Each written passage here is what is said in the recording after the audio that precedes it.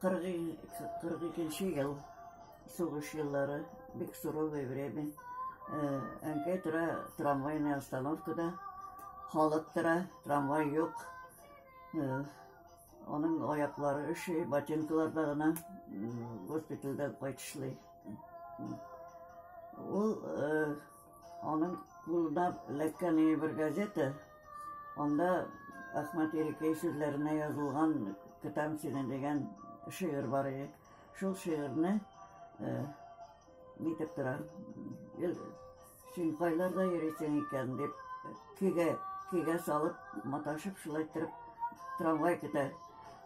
Трамвай килә, халык утырып китә, ул бер үзе кала остановкада, потому что в это время анардан агыла шундый мелодия, ул не может оторваться от этого. Вот поэтому трамвайга да утырып китә алмый, шул онытыла бөтенсе.